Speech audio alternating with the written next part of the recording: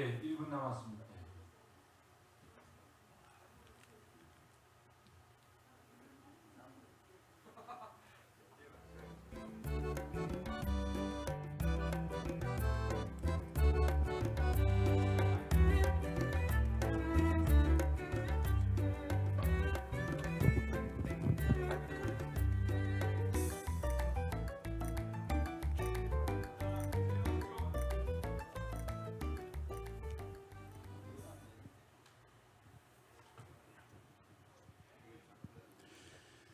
안녕하십니까. 제7회 세계 한글 작가대회에 참여해 주신 모든 분들에게 감사의 말씀을 드립니다. 저는 문학강연과 시낭송 사회자를 맡은 한국아동문학회 이사장 홍성훈이라고 합니다. 2021년 10월 9일 금년은 한글날 575돌이 되는 해입니다. 한글과 한국어는 온 세계인이 쓰고 있는 언어가 되었습니다. 요즘 BTS, 오징어 게임 등의 인기로 전 세계적으로 한국 문자와 언어를 배우려는 바람이 불고 있습니다. 오징어 게임에서 가장 통쾌한 것은 우리 문화로, 한국어로 거침없이 말하는 것입니다. 여기에 덧붙인다면 오징어 게임에 나오는 원, 세모, 네모 모양도 훈민정음에 나오는 자모였음을 알았으면 좋겠습니다. 세계 문자 가운데 유일하게 한글만이 만든 사람과 반포이를 알며 글자를 만든 원리까지 안다는 것입니다. 배우기 쉽고 익히기 쉬운 한글이 독창성과 우수성, 그리고 과학성이 있는 한글은 체계적이고 학술적입니다. 옛날 지편전의 정인지 학자는 지혜로운 사람은 아침 나절이 되기 전에 한글을 이해하고 어리석은 사람도 열흘 만에 배운다고 했습니다. 그럼 지금부터 우리 발표자를 소개해 드리겠습니다. 문학강연 첫 번째로 제23대 24대 한국문인협회 이사장님을 역임하신 신세훈 시인님께서 문학으로 모국어를 감아 한민족 뿌리를 바로 세우심자는 주제로 강연을 해 주시겠습니다. 모시겠습니다. 강연 시간은 약 30분입니다. 시간을 주시면 감사하겠습니다. 네, 안녕하십니까. 신세훈입니다. 정말 고맙습니다. 문학 강연이기 때문에 이 원고가 문학 강연에 맞게끔 초록을 한 겁니다. 그러니까 그대로 설명 없이 쉽게 썼습니다. 그러니까 설명 없이 이대로 읽어드리는 걸로 하는 게 시간이 절약될 것 같습니다. 문학으로 모국어를 갈마 한민족 뿌리를 바로 세워 심자. 그리고 부제로 소리 뜨끌 한글, 그러니까 훈민정음이죠. 한글의 뿌리를 캐내 마음 바꾸기, 가꾸기, 이렇게 부제를 잡아봤습니다. 제일 먼저 저는 이렇게 생각했습니다. 한글은 인류 언어의 꽃이다 라는 이제 이미지를 잡았습니다. 한글은 결의의 피다, 동리조선의 어리다, 가림토문, 가림다, 가림토, 가림토문의 쌍둥이 동생이다. 신미대사의 친구, 그러니까 중마고우죠. 세종대왕이 갈마 가꾼 화려한 글꽃이다. 산스크리트어, 그러니까 버머의 또 다른 손주벌 글결이다. 가림토 이두, 이게 이제 불완전 차자라고 해서 반변글이라고 하죠. 가림토 이두와는 쌍생하다. 한글은 소리 글자일 뿐만 아니라 한자와 같이 뜻을 지니고 있는 뜻글자다. 이게 중요한 겁니다. 우린 소리 글자로 배워왔죠. 한글도 뜻글자로 포함됩니다. 소리와 뜻을 같이 가지고 있습니다. 한문하고 똑같아요. 한문 역시 뜻글자일 뿐 아니라 소리도 같이 들어있는 소리 글자다. 한글, 한자 둘 다 동이 선조가 이 세상 맨 처음 만든 뜻소리 글자들이다. 이런 게 제가 말씀드리고 싶었던 겁니다. 여러분들은 한문은 중국 글로 알고 계시죠? 아닙니다. 우리 조상들이 만든 겁니다. 개발한 겁니다. 한글, 한자는 다 같이 뜻과 소리 글자다. 한글은 이 희은 밑에 아래아자를 해서 한글, 크다, 많다, 우리다, 하나다, 으뜸이다, 꼭두다, 왕이다 이런 뜻이죠. 이 한사상의 한이라는 말이. 그러니까 한글은 한결의 한민족의 거울이자 얼라체 한밭꽃이다. 이 세상 가장 과학적으로 피어난 글꼴이다. 세계 언어학자들의 연인과도 같은 장미꽃다발이다. 역사상 언어의 뿌리를 확실하게 가진 또 다른 혈통의 소리 글자이자 뜻글자이다. 한자도 뜻글자이자 소리 글자이다. 음양 오행으로 갈마 빚어놓았다. 이게 중요한 겁니다. 한글도 음양 오행에 의해서 만들어 놓은 겁니다. 고전이 그렇게 가르쳐 준다. 지금까지 우리들은 한자와 한글, 그러니까 훈민정음, 한글에 대해 잘못 배워왔다. 한자는 우리 직계 조상들이 석기시대부터 현대에 이르기까지 오랜 세월 동안 만들어 온 글자이다. 하늘의 은하수를 쳐다보고 한일자를 만들어 썼다. 그런데도 우리 것이 아니라 한다. 심지어는 쓰지 말고 버리자고 한다. 중국 남의 나라 글자에다 배우기도 어려우니까 버리자고 한다.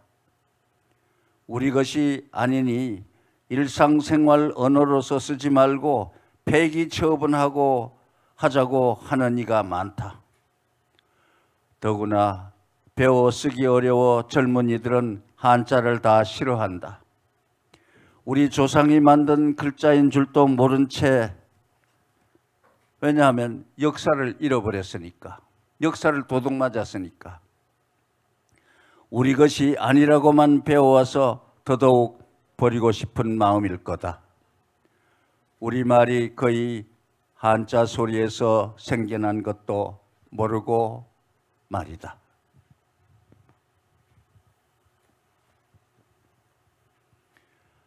참 한심한 일이다. 꼭 알기 쉽고 쓰기 쉬운 한글만이 진짜 세종대왕이 창조한 것이라고 믿고 있다. 이것 또한 그렇게 배워왔기 때문이다.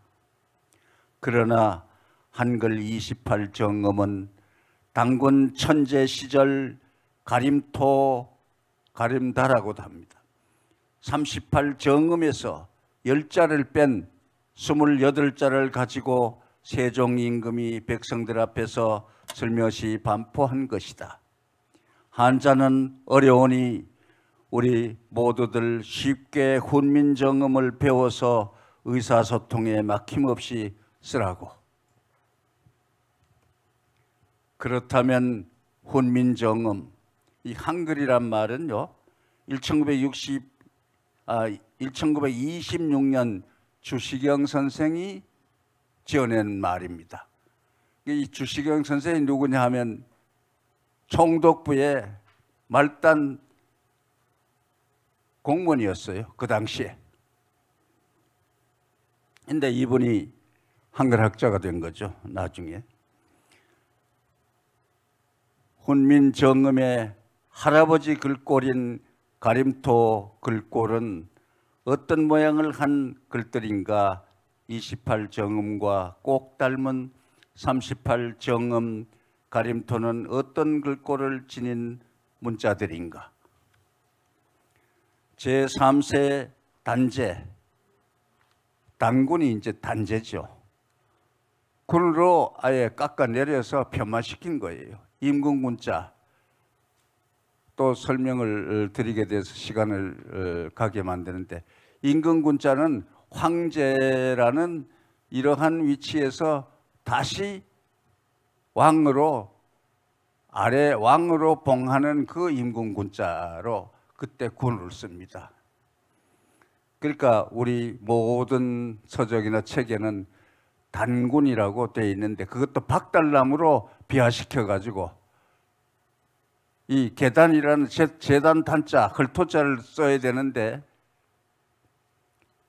박달나무 밑에서 어쩌고 하면서 그 단군을, 그것도 임금군자를 아랫 단군 임명하는 단군 군자를 쓴 거예요. 제3세 단제 가륵 2년, 이게 언제냐면 BC, 그러니까 2181년 기원전입니다. 기원전 단군 가륵 2년에, 이게 갑자을초로 따지면 경자년 2년이에요. 그때 가륵 천제가 직접 삼랑 을보륵한테 명령을 해서 정음 38자를 만들게 했다. 만들어서 이웃 피부치 나라들에 전했다. 피부치 나라는 건 그 밑에 말하자면 아기 단군들, 밑에 형제 단군들 왕으로 임명했는 나라들한테 또 가르쳐 준 거죠.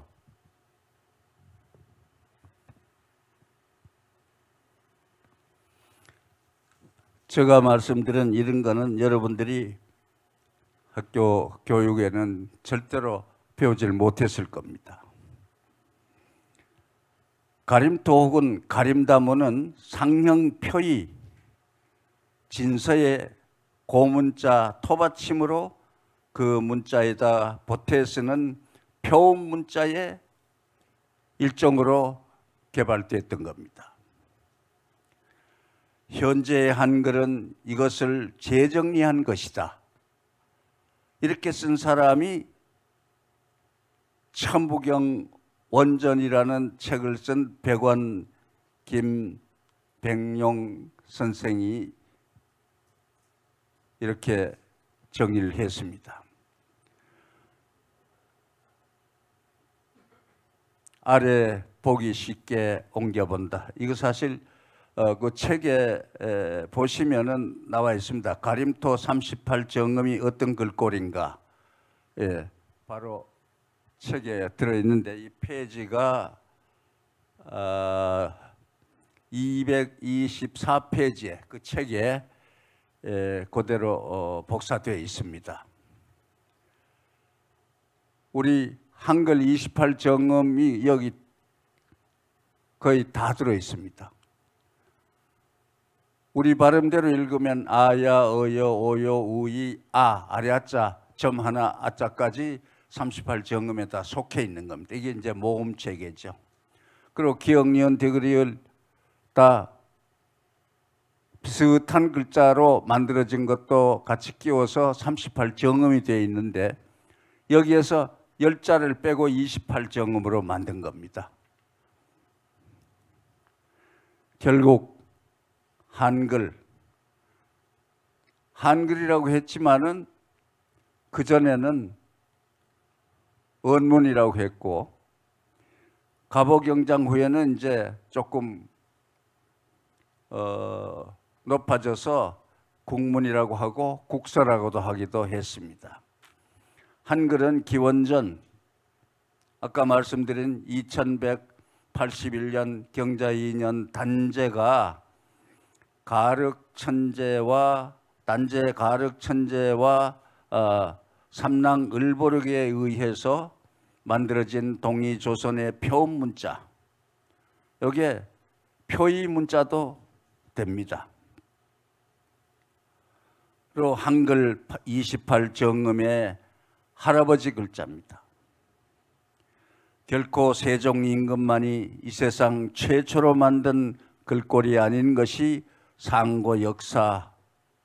이게 어디서 나오냐면 한단고기, 천부경, 원전, 징심록 이런 책 속에 다 기록이 되어 있습니다. 이에 밝혀졌다. 그러나 어용학자들은 저마다 벙어리가 되었다. 그저 모두들 세종이 만든 글꼴로만 인정하고선 가만히 앉아있는 실정이다. 왜일까? 그건 우리 민족의 상고 역사가 뭉개져 버렸기 때문, 이웃 일본이나 중국에게 크게 도둑맞았기 때문이다. 동이조선 상고 역사가 교과서에서도 제대로 실리지 못하고 있다. 단제 역시 단군으로 비하되어 그나마 역사상 천재구실도 못하게 되고 신화로만 치부돼 전락해 왔던 실정 아닌가. 그러니까 가륵 천재의 삼랑을보륵도 우리 역사가 아닌 나라의 허수아비들로만 취급받고 밀려나 있는 현실이다. 더구나 청나라 거을융 황제 때는 60여 명의 중원 역사학자들을 동원해 조선 단군 천재 역사를 서적마다 찾아내 장장 40여 년 동안 파헤쳐서 모조리 지워버리거나 왜곡시켜버린 것이 밝혀졌다. 거을융이 찾아내지 못한 책들, 예를 들어서 단군세기라든가 통감, 산해경, 책부원귀, 중국 고금 지명 대사전, 개원사화 이런 책들 속의 거는 건드리질 못했어요. 그 사람들이.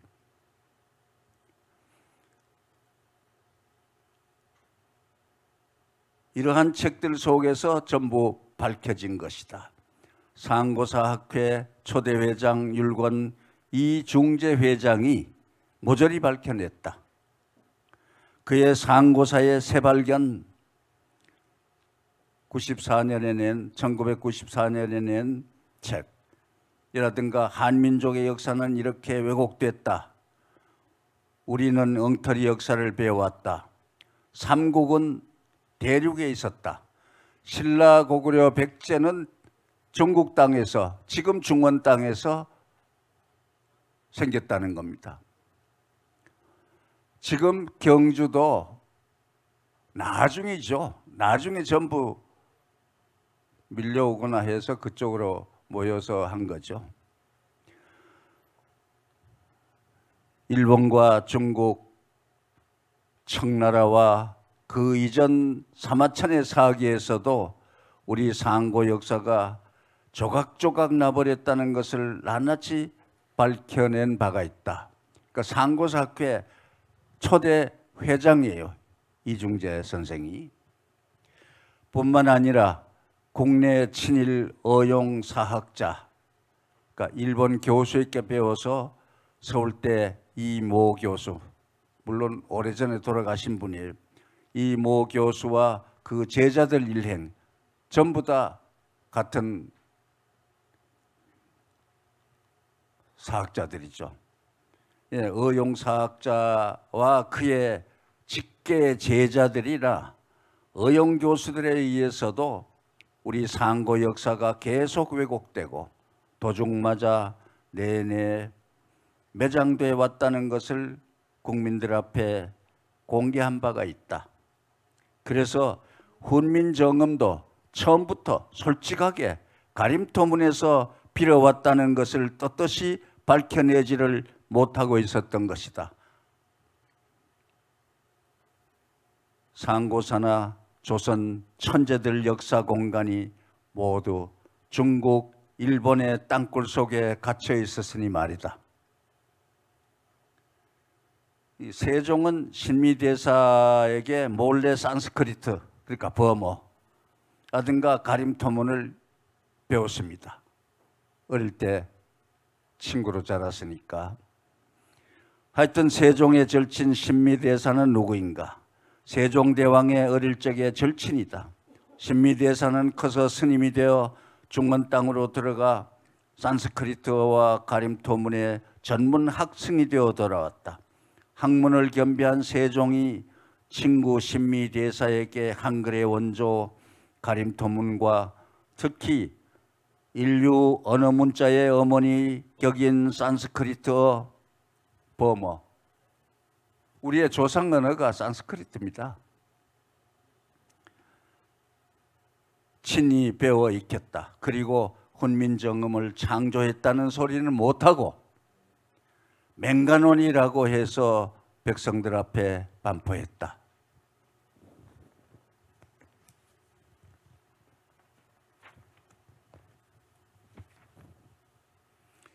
세종은 신하들의 반대를 무릅쓰고 집현전 학사들을 앞장세워 한글을 반포하기에 이르렀다. 더구나 조선조는 불교를 배척하고 유교를 내세웠기 때문에 왕이 중에게 글을 배워 한문을 무시하고 언문을 만들어 쓴다면 양반들은 크게 반발할 처지니까 모든 정음 제작 과정 사실을 비밀로 돌릴 수밖에 없었던 것이다. 그러면 가림토 38 정음에서 따온 훈민정음 28 정음은 초창기 어떤 글꼴인가 밝혀본다. 여러분들 다 아시는 겁니다. 우선 훈민정음 28자 4자를 없앤 24자 정음부터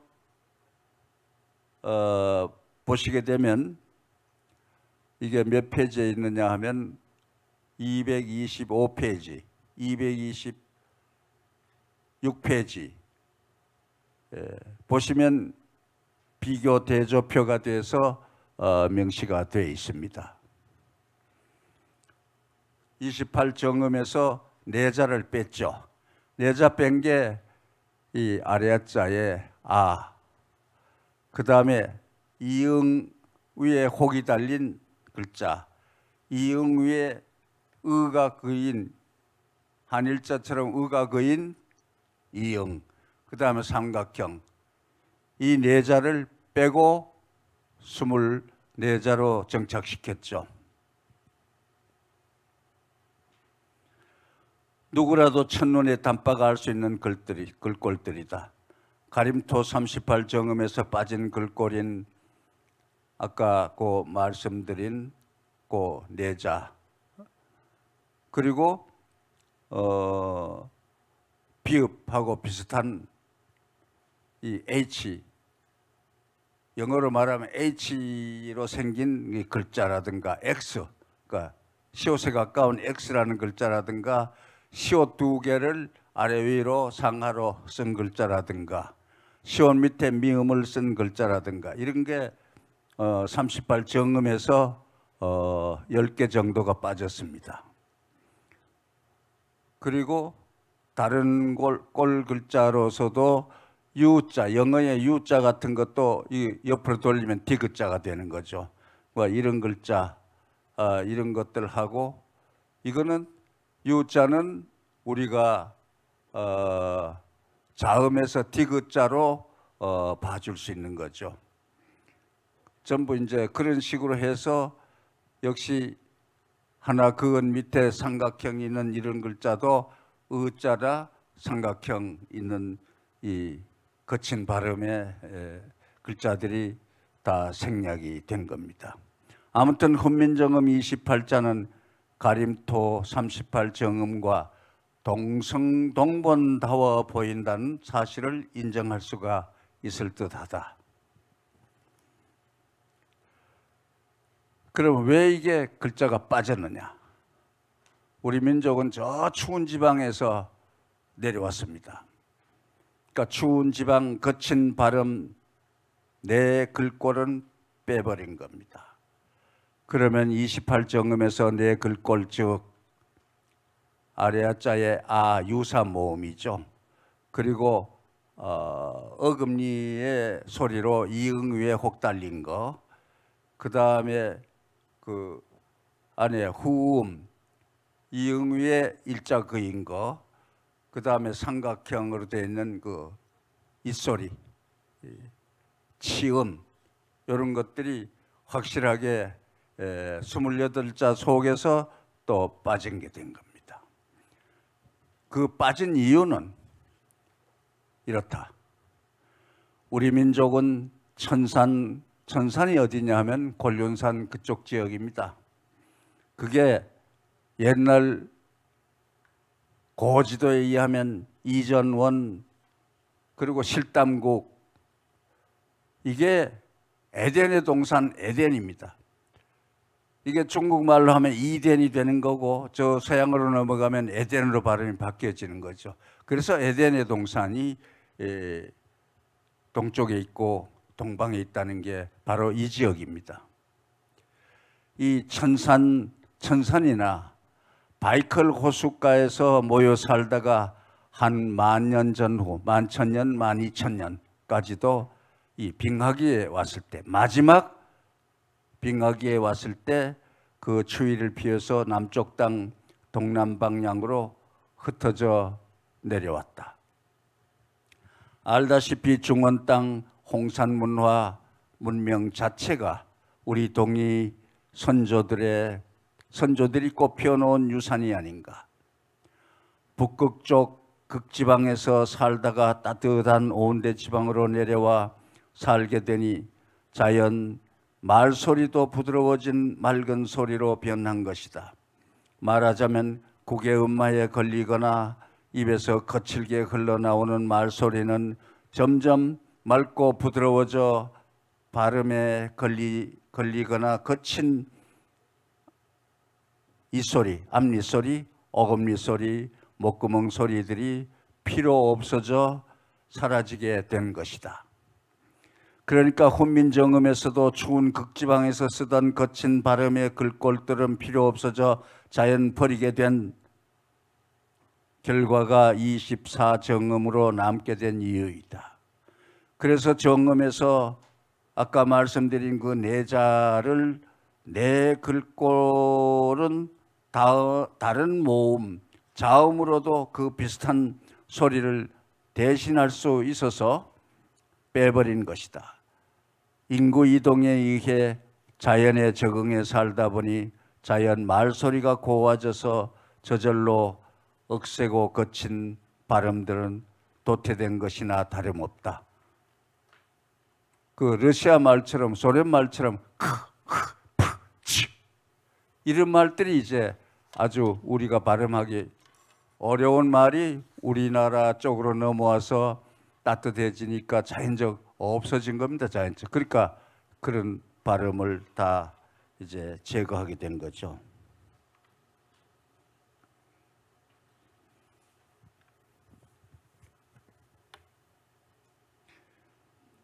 동리언어는 원각방 음양 오행에 의해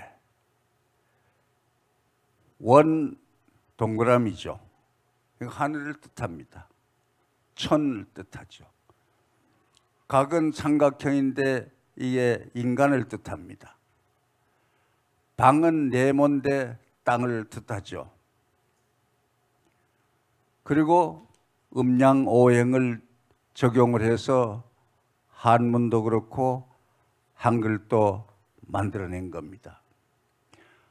한글은 음양 오행의 원리에 의해 빚어진 글꼴들이다.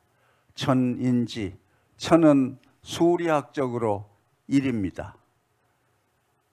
사람은 음양 오행에 의해서 2번째로 와야 되는데 천지인 하다 보니까 사람을 3번으로 쓰는데 이건 수리학적으로는 틀리는 거예요. 그러니까 천인지라고 해야 맞습니다. 그리고 지가 3이 되는 겁니다. 이게 숫자로는 1, 2, 3이 되는 거고 이게 원, 각, 방으로 되는 거죠. 이게 우리 민족의 삼신 삼재 사상에 의해서 자음 모음이 한 몸으로 이루어지게 된 것도 우리 글입니다. 의성어 자음 17자를 살펴봐도 그렇습니다. 글자 수리까지 뜻까지 살펴보면은 첫 번째 원, 하늘, 천 이런 글자는 전부 동그라미에 있는 혹 혹은 히읗, 이응우에 으로 끄인 한일자 끄인 이런 글자가 일에 속하는 원에 속하는 글자들이고 각 인간에 속하는 글자는 삼각형, 시옷, 지읒, 치읒 이러한 모양새가 각에 속합니다. 네모 방에 속하는 글자는 따지자로서 기역, 니은, 디귿, 리을, 미음, 비읍, 키읔, 티읕, 피읍 이게 전부 이 방에 속합니다. 따지자에. 모음 11자는 여러분 다 아시다시피 아래아자까지 포함하면 11자가 됩니다. 아래아자가 없어져서 모음이 10자가 되는 거죠. 아에서 이까지.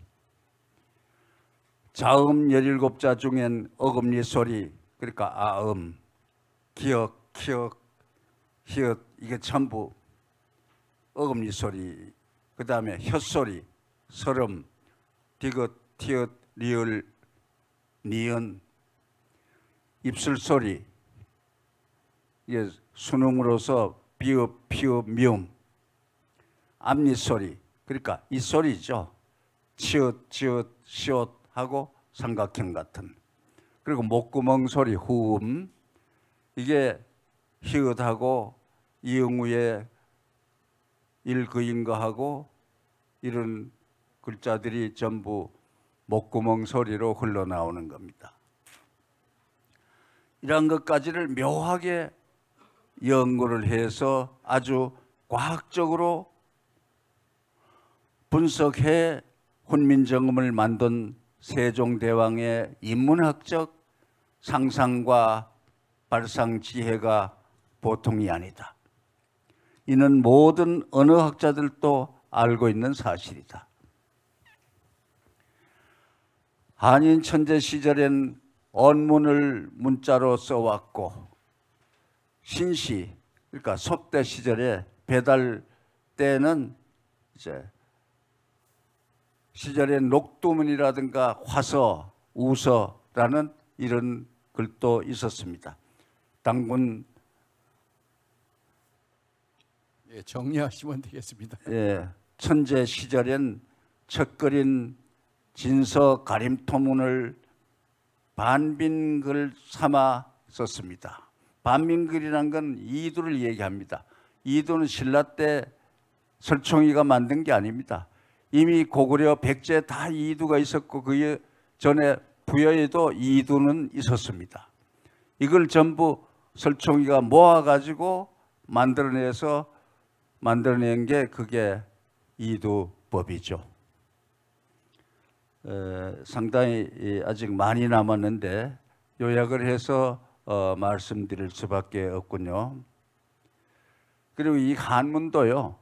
진나라 때 정막이란 사람이 독립갈래나라인 숙신으로 사신으로 갈 때 이 한문에 대해서 문자에 대해서 한수 지금 황하 쪽에서 독립적 부여인 이 부여인이 우리 혈통입니다.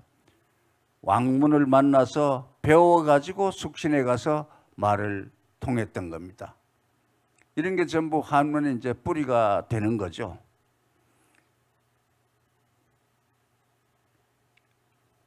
신라 고구려 백제 시절에도 한문 표기는 옛 부여 사람 왕문의 예법인 이두법으로 읽어냈다.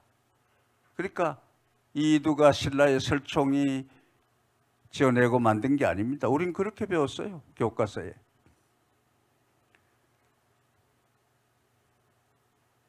그다음 세종대왕이 만들었다는 한글의 우수성은 누구나 다 인정하고 있다. 1830년대 프랑스 선교사들도 야소교를 전파할 때 그 수단으로 쓰여지던 한글의 우수성에 대해 놀랐다고 한다. 한글 때문에 천주 교리 전파에 아주 큰 효과를 보았다고 보고했습니다. 한글 발음은 알파벳 언어 발음뿐 아니라 어떤 민족의 말소리라도 정확히 흉내낼 수 있다는 것이 증명된다. 이미 영국 대학들에서도 현재 영어 발음을 제일 정확하게 표현해낼 줄 아는 학생들은 세계에서 학생들 중에서 한국 학생들 뿐이라는 것입니다. 이렇듯 한글 발음은 어떤 외래 문자나 이상야릇한 소리들이라도 가장 본음에 가깝도록 근사하게 흉내낼 수 있다는 사실이 증명된 지 이미 오래다.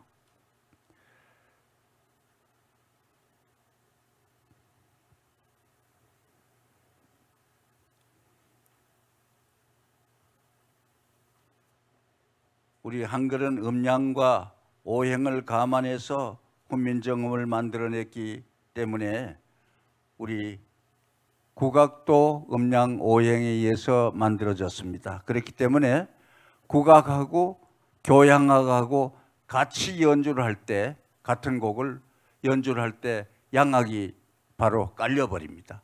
이거는 음양 오행을 이용을 해서 우리 조상들은 국악을 만들어냈기 때문에 막힘이 없이 그대로 흘러 들어가는 겁니다. 세계 인류 사상의 원료인 최고 최상의 경전이 바로 천부경이다. 이 천부경은 세계 모든 경전보다가 더 우선합니다. 세계 모든 지금 현대 사상의 원류 뿌리가 천부경 속에 다 들어 있습니다. 심지어 아인슈타인의 상대성 원리의 이론까지도 천부경 이론 속엔 들어 있습니다. 우리 우주 만상의 원리를 천부경으로 비유해서 설명이 가능합니다. 오장육부, 오대양 육대주, 1년 365일, 한 달 30일, 그리고 24절 후 하루 24시간, 이런 모든 게 우리의 간지에 의해서 우리 음양 오행에 대한 이 동방학에 의해서 전부 만들어진 겁니다. 훈민정음도 그런 일종의 정신문화의 원리에서 단군천재 시절부터 만들어져 내려온 것입니다. IT도 마찬가지입니다. 우리 세계에서 IT 1등 국가로 군림한 것도 이러한 음양 오행으로 해서 역학적으로 옛날부터 수리학을 발달시켰기 때문에 가능했던 것이고, 바로 컴퓨터 64K D램도 이론은 알아서 서양 쪽에서 만들려고 했는데 이게 4차원 세계가 집합이 되고 흩어져서 모였다 하질 않아서 이 사람들이 결국 우리 동방학의 64괴를 갖다, 역학이죠, 빌려가서 만들어가지고 64K D램을 최초에 성공시켜서 오늘날 컴퓨터가 이루어진 거죠. 이게 전부 우리 조상들이 개발한 것들입니다. 이러한 것 속에서 외래어 선호 사상이 한글의 주적이다. 우리가 다들 정신 차려야 합니다. 외래어들이 굉장히 우리나라에 침범을 해서 한글을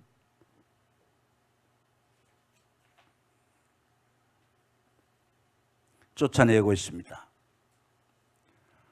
그 예로서 제가 종로 내거리 종강역 지하 상가에 가봤는데 그때 마침 추석절이라 거기에서 탑골공원 11번 출구까지 나가는 그 지하도 화신백화점 앞에 내거리라면 서울의 중심이었죠. 예, 거기에 지하 상가의 이름들이 거의 99.9%가 외래어입니다. 밖으로 봐서는 무슨 상점인지 무슨 장사를 하는지 모를 정도예요.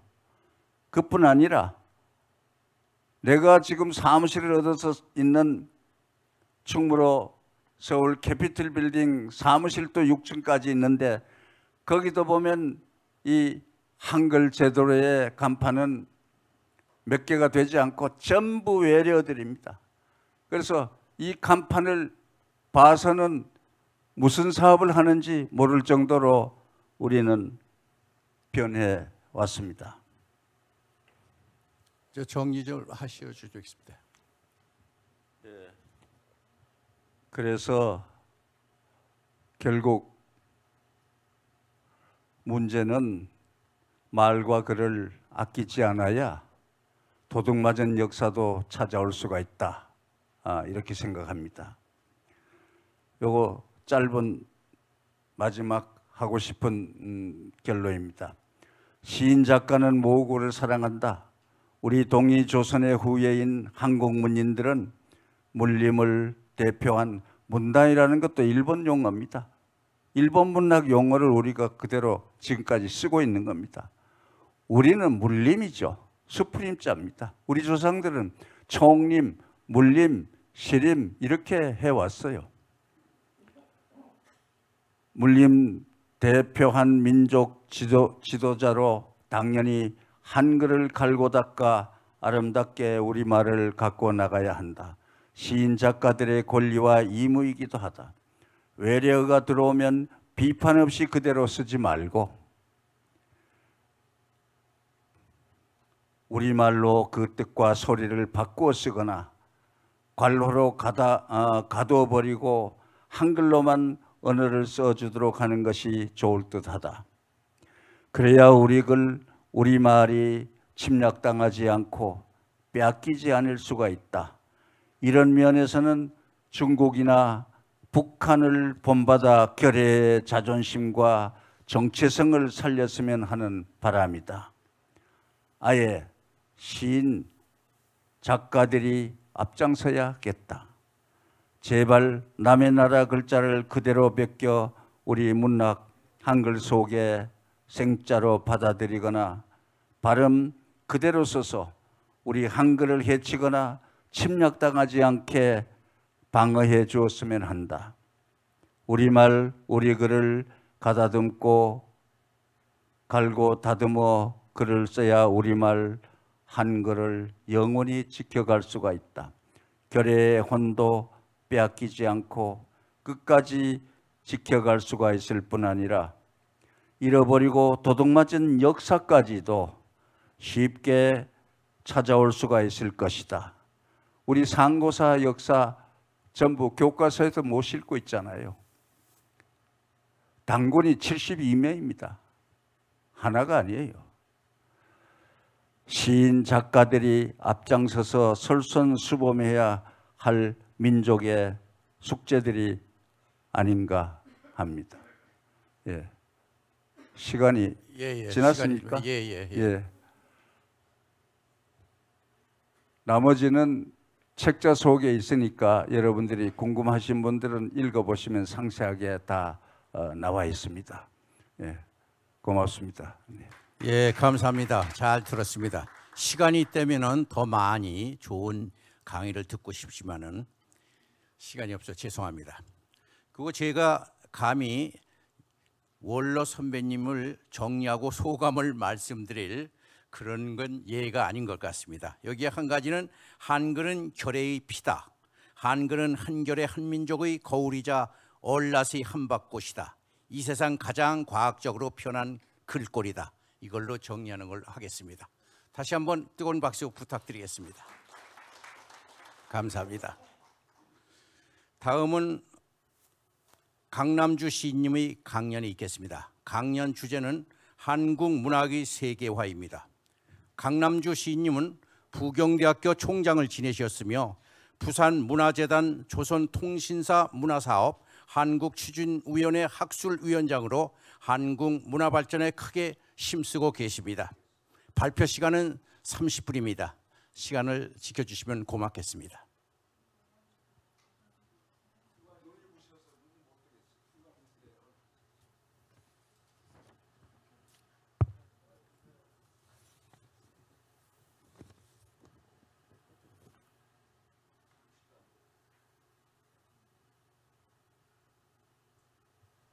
반갑습니다. 부산에서 올라온 촌사람입니다. 혹시 이 서울 복판에 와서 말을 좀 더듬더라도 잘 이해를 해주시고 또 무엇이 더듬더듬 하면은 요약한 것을 참고해 주시면 고맙겠습니다. 그리고 또 여러분들께서도 혹시 재미가 없으시면은 지금 식사를 하고 오셔서 조금 고단하실 분도 계신데 코만 골지 않고 주무셔도 아무 상관이 없습니다. 그럼 부족하지만 저희 말씀을 드리도록 하겠습니다. 일단 발표 자료집을 참고를 해 주시되 여기에서 몇 가지 오류가 있어서 제가 그때 읽으면서 그 부분은 다시 말씀을 드리도록 하겠습니다. 제주도 없는 데다가 마감에 쫓긴다고 후다닥거린다고 원고를 다시 보니까 조금 부끄럽게 되었습니다. 용서하십시오.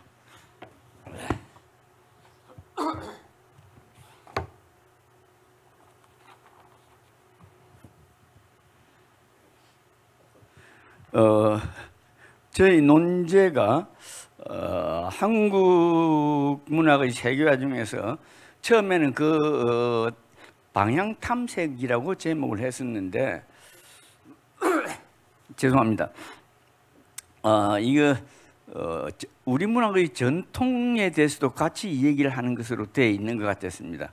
그래서 이것을 전통 문제를 또다시 우격다짐으로 넣다 보니까 조금은 이상했습니다만은 일단 이 목차를 중심으로 제가 그렇게 말씀을 드리도록 하겠습니다. 우선 우리 시가 혹은 우리 문학이 세계로 나가기 위해서는 우리 문학이 중요한 것만 외칠 것이 아니고 남의 문학과 나란한 선상에서 경쟁을 하면서 우리가 나가야 되지 않겠느냐. 상품을 팔 때 우리 상품만 팔려고 해서는 적자나는 장사라고 다른 사람들이 들어오지도 않을 겁니다. 그래서 우리도 우리 문학을 외국에다가 세계화하기 위해서는 세계 문학도 바로 받아들이는 것, 제대로 받아들이는 것, 옳게 받아들이는 것, 이것이 매우 중요하다. 이 말을 제가 여기서 간단하게 이 얘기를 했습니다. 근데 그렇게 하려고 하다가 보니까 제일 문제가 뭔가 하면은 지금 우리 김용재 대장님도 계시는데 이 영문과 전공이시니까요. 영어도 시원찮으면서 영어의 예를 한두 개밖에 들지 않을 수가 없게 되었습니다만은 외국의 문학을 받아들이기 위해서는 가장 보편적인 언어인 영어 같은 것에 대해서도 영어가 가지고 있는 특성과 우리가 가지고 있는 특성은 상당히 다르다고 생각합니다. 같은 의미라도 표현하는 방법이 다르고 같은 말을 해도 어순이 다르고 그렇죠, 이사장님. 그래서 그런 것에 대해서 원문에 너무 충실해서 번역을 하려고 하면 오히려 안 된다. 우리 문학은 우리 문학이 가지고 있는 역사와 전통이 있고 그것을 기반으로 한 민담이라든지 신화라든지 설화라든지 이런 것의 기초 위에서 한국 문학은 성립이 된 겁니다. 이것이 아무리 세계화되었다고 할지라도 외국 문학은 외국 문학 그 나라의 독특한 신화, 전설, 민담 이런 것이 있습니다. 그래서 그런 배경을 정확하게 더 잘 알면 좋습니다만은 그렇지 않고 그냥 일방적으로 우리 것만 주장을 한다든지 받아들일 때 그것을 그런 것을 무시하고 받아들여서는 곤란하지 않겠느냐, 그런 생각을 합니다. 그래서 적당하게 유용하게 번역을 잘하는 것은 참 좋겠다. 아주 간단한 예로서 여기 이 자료집에도 있습니다만은 우리나라에 한동안 주로 80년대가 되겠습니다만은 우리나라 문학 연구에서 독자 문학론 혹은 수용론이 상당히 넓게 확장이 됐을 때가 있습니다. 이 이론적인 근거는 1976년에 월트 스라토프라고 하는 코넬대학 교수가 독자에 대하여라는 책을 냈습니다. 이 독자에 대하여라는 것은 제가 직역을 한 겁니다만은 그 내용이 with respect to readers 이렇게 되어 있습니다.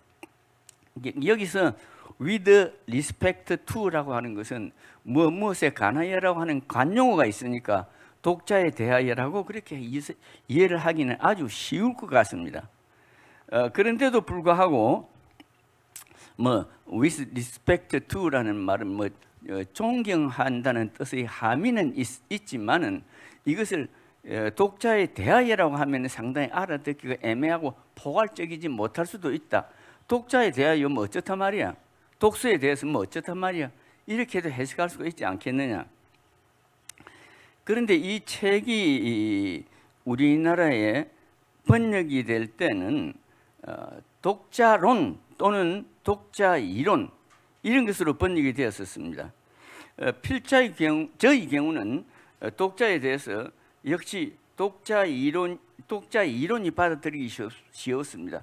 독자에 대해서는 독자만 설명하는 것 같은데 이 책의 내용이 책을 읽으면서 글을 읽으면서 우리가 어떤 자세로 받아들여야 되는가, 무슨 뜻이 포함되어 있는가, 이것을 얘기를 하고 있는데 독자에 대하여라는 것보다는 독서론이나 독서 이론이라는 게 좋을 것 같다.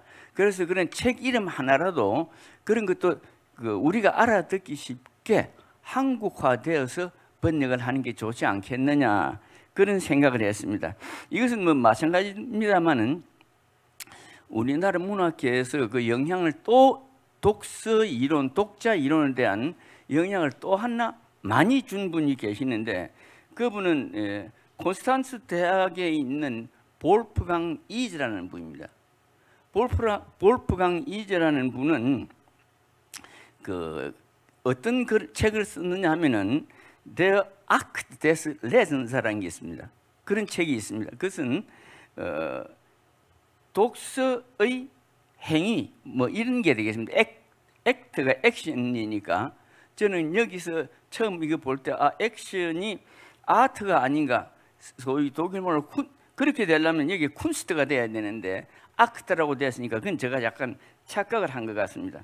그것을 일본어로 먼저 번역을 했는데 일본에서는 이 책을 행위로서의 독서라고 했습니다. 똑같은 의미지만은 행위로서의 독서는 여기서 독서 행위가 우리들에게 어떤 중요성이 있는가, 어떻게 독서를 해야 되는가 하는 것에 대한 내용을 함축적으로 얘기를 했습니다. 그 사람들은 그때 일본어로 번역을 하면서 이것은 행위로서의 독서, 고이도시대 독쇼라는 것으로 번역을 했었는데 이것은 이 책을 낸 것은 일본에서 가장 큰 이와나미 서점이라는 서점이 있습니다. 거기서 이 책을 그렇게 냈던 겁니다. 그래서 다시 한 번 더 강조하지만은 책 이름 하나까지도 그게 아주 중요한데 집으로 말하자면 문패 같은 건데 문패 하나라도 번역을 하는 데는 신경을 쓰지 않아서는 안 될 것 같다. 그런 얘기를 여기서 저는 얘기를 하고 싶어서 이렇게 썼습니다. 이런 점에서 볼 때 이 문화의 집적체로서 외국 문학을 교류하고 싶을 때는 자국의 우리나라의 언어를 의미 그대로 1:1로 사전 번역을 해서 수출할 것도 아니고 외국어를 받아들일 때도 외국 문학 작품을 받아들일 때도 1:1의 사전적 번역은 될 수 있는 대로 피해야 되겠다. 다시 강조를 하지만 그런 것은 그 나라가 가지고 있는 그렇게 하기는 힘들다고 하더라도 그 나라의 전통이라든지 이 전통이라는 건 아주 중요합니다. 아까 얘기했던 신화라든지 신화는 그냥 그 나라 사람들의 정신 세계를 지배하는 무언의 아주 중요한 심리 작용을 하고 있는 겁니다. 그래서 그런 신화가 어떻게 그 나라 사람들의 문학에 영향을 미쳤는가, 혹은 또 전설이라든지 옛날에 하는 그 꽃 같은 옛날이 일본에도 있고 우리나라에도 있을 수 있지만 그 옛날이 얘기가 미국에서는 인디안 얘기로 바뀌는 것밖에 될 수가 없거든요. 그러니까 그런 것을 될 수 있는 대로 신화나 전설에 대해서도 글을 쓸 때는 좀 바꿔서 생각을 하는 게 어떻겠는가. 간단한 예로 저는 한 30년 전부터 부산에서 부산 시문학 시인회의 멤버로 활동을 한 바가 있습니다. 그 부산 시인들 한 20명 정도가 모여서 쭉 그 시에 대한 얘기도 하고 엔소로지도 내고 이랬었습니다.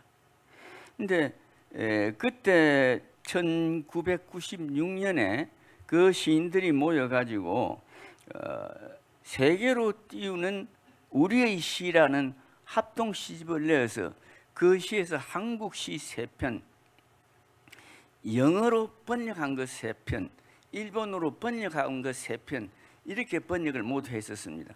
그래서 그것을 시집으로 엮어서 영어권이라든지 일본에다가 이 책을 우리가 그냥 기증을 한 일이 있었습니다. 주로 도서관하고 대학 도서관이 중심입니다만 도서관에 기증을 한 일이 있었습니다. 어떻게 보면 이게 만족하지는 못할지라도 부산의 시인들이 우리 시를 외국에 수출했던 작은 한 예는 될 것 같습니다. 근데 요번에 제가 여기서 이런 발표를 하게 되자 그때 그 시는 어떻게 번역을 했을까 하고 한번 다시 제가 그 책을 뒤져봤습니다. 그랬더니 거기서는 그 두 사람의 시인이 외국어 교수들이 영문과 교수고 일문과 교수들이 여기서 그 번역을 했었습니다. 그래서 그 번역을 하는 데서는 이것은 우리가 말하고자 하는 것하고 받아들이는 것은 완전히 다를 수도 있겠구나. 이른바 기표와 기의라고 하는데 이거는 기표와 기의가 다르다고 하는 것은 스위스의 기호학자인 소슈르 같은 사람이 그런 것을 아주 기호문학론이라든지 기호론에서 얘기를 강조했던 겁니다. 그게 바로 여기서도 우리라고 하는 것은 부산 시문학 시인들이 쓰려고 했던 것하고 외국 사람들이 받아들이는 것하고 어떻게 다르는가. 이쪽의 발신과 저쪽의 수신은 서로 달라질 수 있다. 외국어를 받아들일 때도 그것도 마찬가지다. 그런 것을 참고를 하면서 이 시를 썼겠구나. 그래서 그 예로서 지금은 고인이 된 시인입니다만은 정영태라는 시인이 있었습니다. 그 시인이 고인이 됐기 때문에 지금 살아있는 사람은 작품이 앞으로도 변화가 될 수 있고, 그러나 이 사람의 작품은 아주 역사 속에서 고차가 되어버렸으니까 이제는 그 사람이 뭐라고 해도 작품 그것만 가지고 이해를 해야 되지 않느냐. 그래서 그때의 그 시를 제가 여기서 인용을 했습니다. 자료집에 보면 나올 겁니다. 바하라는 시입니다. 바하라는 시에서 정영태 시인은 잠들기 몇 분 전 허공에서 매매의 울음소리를 듣는다. 그의 부리와 날개의 흉터가 바람 속에서 눈부시게 빛난다. 이 왜 바람 속에서 눈부시게 빛난다고 했을까? 여기서 이게 왜 바람이 들어갔을까? 번역을 한 것을 보면서 제가 그런 생각을 했습니다. 이것은 그 바로 밑에 고경하 영문과 교수인데 시인이 여기서 번역을 그대로 했습니다. 거기서 보면은 I listen to the hawk in the air. 공기 속에서 나는 그 허공 속에서 매미 울음소리를 듣는다. 뭐 그런 얘기죠. 그리고 또 그 뿌리와 날개 그 아래입니다. 뿌리가 날개가 바람 속에 눈부시게 빛난다를 His beak and the scar in the wings shine radiantly through the wind라고 했습니다.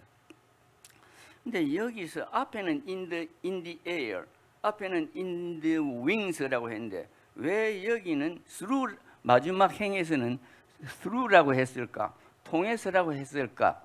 이거는 뭐 꼭 같이 한국 사람은 in으로 우리 생각하기 쉬운데 이렇게 번역한 것을 가만히 제가 곰곰하게 생각해 보니까 이것은 영시에서도 그런 특징은 있습니다만 꼭 같이 인디 뭐 어쩌고 인디 뭐 어쩌고 보다는 한 번쯤 바꿔주는 게 효과적이라고 보고 있습니다.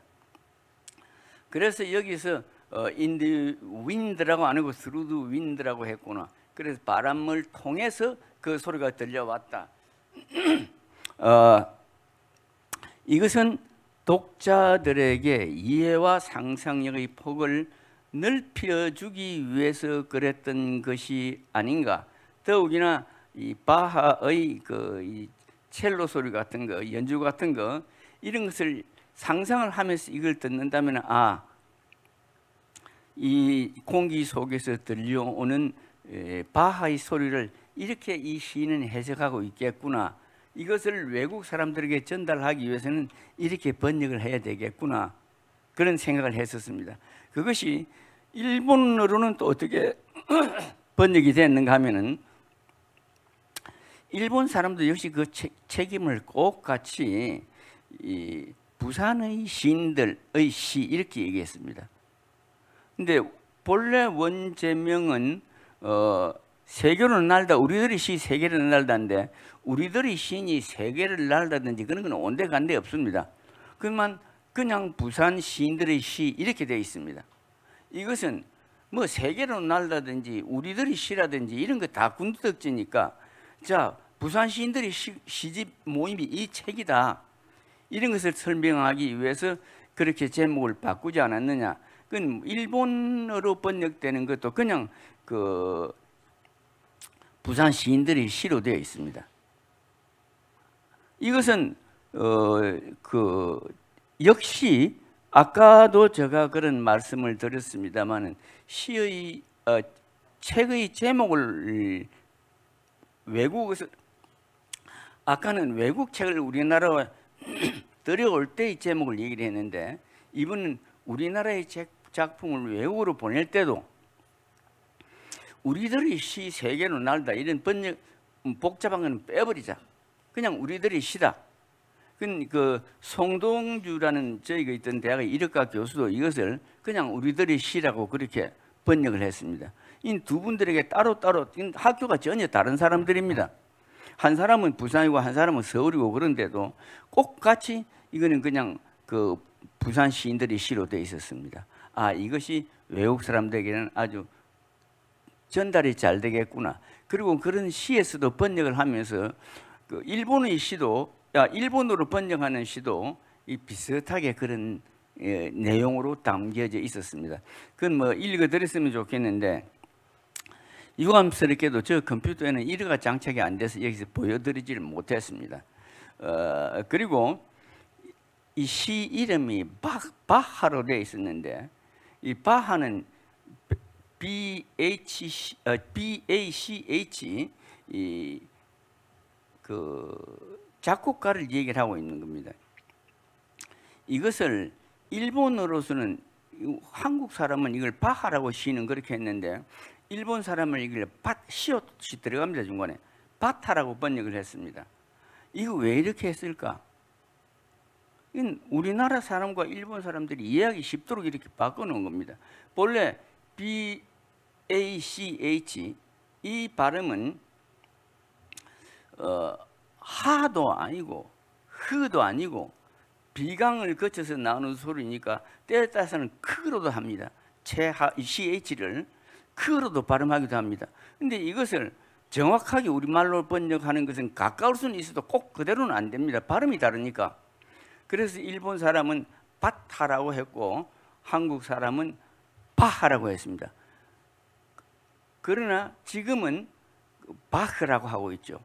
바뀌어서 그렇습니다.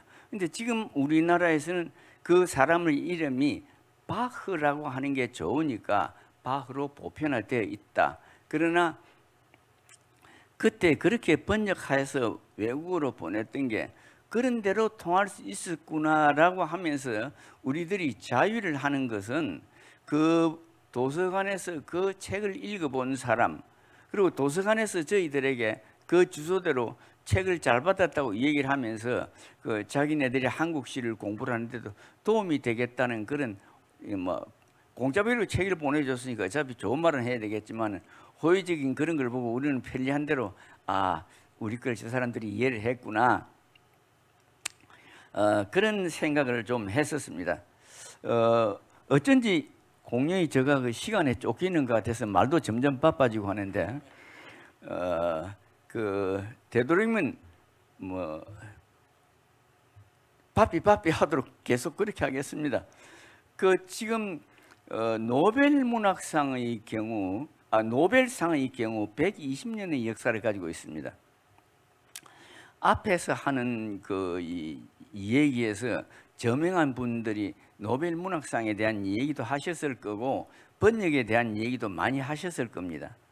그래서 저는 그것을 뭐 부산에서 사니까 듣지는 못했습니다만 짐작컨대 그렇게 훌륭한 분들이 많은 얘기를 했을 것으로 짐작은 합니다만은 그래도 또 이 자리에서 다시 노벨 문학상 얘기를 하지 않을 수는 없네요. 이런 120년 역사 속에서 한국이 아직 한 번도 노벨 문학상을 받지 못하지 않았습니까? 한국의 경제적인 수준이나 교육적인 수준이나 과학적인 수준으로 봐서는 다 조금 억울하다고 할까? 좀 아쉽다고 할까? 그런 감정이 있습니다. 왜 그랬을까요? 그리고 이번에는 탄자니아의 그 구르나라고 하는 작가가 노벨상을 받았습니다. 목이 자꾸 잠기네. 이것은 사실 무엇보다도 중요한 게 번역이었습니다. 번역이 제대로 안 되고는 참 어려울 것 같다는 생각이 들어서 그래 다시 한 번 더 우리가 우리 문학의 세계와 한국 문학의 수준을 높이기 위해서는 한국 문학의 수준도 높아야 되지만 번역도 잘해야 세계 속에서 한국 문학이 빛난다는 것을 다시 한 번 더 강조를 드립니다. 이 시골수 와서 그런지 계속 목이 물. 미안합니다. 감격해서 그러는가? 뭐 말이 안 나오고 목이 막히고 이러네요.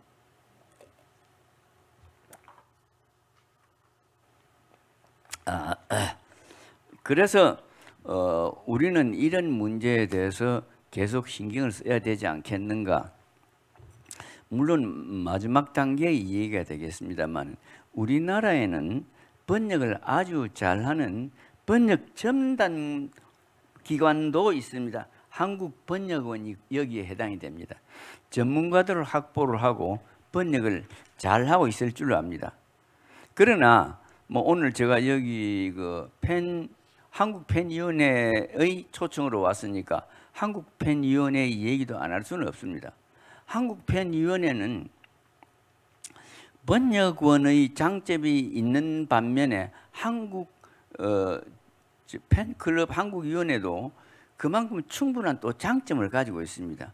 이게 어떤 장점이냐 하면은 제가 생각한데 물론 이거는 김용재 회장님께서는 이사장님께서는 이미 다 그렇게 노력하고 계실 줄 압니다만은 우리 한국 팬클럽은 한국 자체 내에서 문학 단체로 탄탄한 기반을 가지고 있습니다. 그리고 외국과의 연계가 아주 잘 되어 있습니다. 이거는 세계적인 조직 속에서 한국의 조직이기 때문에 세계적인 조직의 일원으로 되어 있습니다. 세계적인 조직의 일원으로서의 세계 팬클럽 한국위원회는 어떤 의미에서는 어느 문학단체보다도 세계의 문학단체와는 교류를 하기 위해서 가장 좋은 여건을 갖추고 있는 조직이라고 생각을 합니다.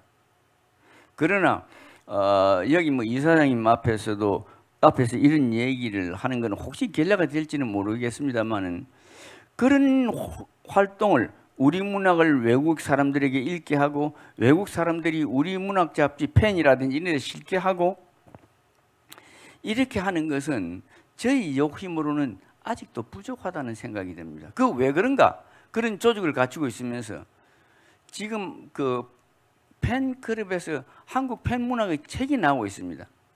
이 책을 외국어로 그대로 번역을 하고 또 비싼 원고를 주면서 외국에 있는 작품을 번역하고 하기에는 예산이 태부족이라고 저는 그렇게 이미 2, 3년 전에 들어왔습니다. 뭐 떡이 있어야 구슬하죠. 떡도 없이 구슬하려면 굿이 됩니까? 아무리 조직을 잘 갖췄어도 그런 예산 문제가 확보되지 않으면 참 어려운데 그런 예산 문제를 팬클럽이 자체 능력으로 합니까? 혹은 이사장 포켓들을 팔아가지고 합니까? 그거 안 되는 거거든요. 그러니까 뭐 외국 문학에서 우리가 노벨상을 못 받았다고 한탄만 할 게 아니라 이런 유효하고 세계적인 조직을 지원해 주지 않으면 한국 문학의 세계화도 요원해진다는 겁니다. 그래서 예산 당국, 뭐 문광부도 마찬가지입니다만 예산 당국도 그런 다른 것보다는 이런 실질적으로 외국의 문학을 번역을 해서 한국에다가 한국 사람들에게 보급을 하고 그런 한국 사람들이 펜에 좋은 글을 써서 그런 것도 갈 수 있도록 그런 여건도 갖춰져야 되지 않느냐. 이런 것도 저는 뭐 곁들여서 이 얘기를 하고 싶습니다. 그래서 한국 문학의 세계화라고 하는 것은 어느 날 봄이 오면 대밭에서 죽순이 크듯이 쑥쑥 크는 것은 결코 아닙니다. 시간과 예산과 노력이 들어야만 되지 않겠습니까? 그런 시간과 예산과 노력을 위해서 우리 스스로도 노력하고 이 자리를 빌어서 저도 팬클럽의 분발과 함께 활동을 할 수 있는 윤활유도 좀 예산 당국에서 생각해 줬으면 좋겠다. 그런 느낌을 갖고 있습니다. 좀 횡설수설했습니다만은 지금 세계적으로 가장 많이 알려져 있는 한국의 퍼포먼스가 뭐가 있습니까? 오징어죠. 오징어 게임도 번역을 하는데 오류가 있었다는 그런 보도도 있었습니다. 오징어 게임 같은 거는 세계적으로 유명한 그 작품도 번역에서 오류가 있었다는 것은 그야말로 참 옥의 티 같은 겁니다. 우리는 그런 것을 줄이기 위해서 노력을 하지 않으면 안 된다는 것 하나 하고 끝으로 그런 것이 우연히 되는 것은 아니라는 겁니다. 그건 외국에 있는 이 매스컴들이 오징어 게임에 대한 그런 새로움을 발견하고 그것을 적극적으로 홍보를 했기 때문에 세계 사람들이 눈을 돌리게 되었다는 겁니다. 그러니까 한국의 문학에 대해서도 외국 사람들이 눈을 돌릴 수 있는 그런 것도 하나의 전략이 되지 않겠는가. 그래야 한국 문학을 세계화하는 데도 크게 힘이 되겠다. 이런 것이 저희 생각입니다. 너무 말도 바쁘고 두수가 없어서 대단히 미안합니다. 더욱이나 목이 막혀서 칵칵하면서 여러분들 괴롭혀서 미안합니다. 저 얘기 이것으로 끝을 내겠습니다. 감사합니다. 예, 감사합니다. 잘 들었습니다. 예, 마찬가지로 제가 우리 원로 선생님들의 정리와 소감한다는 거는 이게 예의가 아닌 것 같아서 그냥 생략하겠습니다. 여러분들 그냥 책을 보시기 바랍니다. 한국 문학계의 거목이신 신세훈 시인님, 강남주 시인님의 문학 강연 잘 들었습니다. 한국 문학계의 큰 버팀목이 되시는 두 분께서 후배 문인들의 발전과 세계 한글 작가대의 성공적 진행을 위해 노력해 주심에 큰 감사를 드립니다. 다시 한번 뜨거운 박수 두 분에게 드리겠습니다. 우리나라 말에는 시가 들어 있습니다. 한국어에는 말시가 들어 있고 한글에는 글씨가 들어 있습니다. 시는 곧 생명이므로 우리말 우리글로 지구촌의 생명을 살리는 일에 국제팬 한국본부가 앞장서리라고 전 보고 있습니다. 이것으로 한국 문학과 전통의 문학 강연을 모두 마치겠습니다. 모든 분들 건강들 하시고 문운과 건피를 빕니다. 이어서 한 애국인 시 낭송 시간을 갖도록 하겠습니다. 자리를 정리하기 때문에 5분간 뒤에 하겠습니다. 감사합니다. 다시 알려드리겠습니다. 3시 반에 시작하도록 하겠습니다. 지금 3시 15분이고요. 15분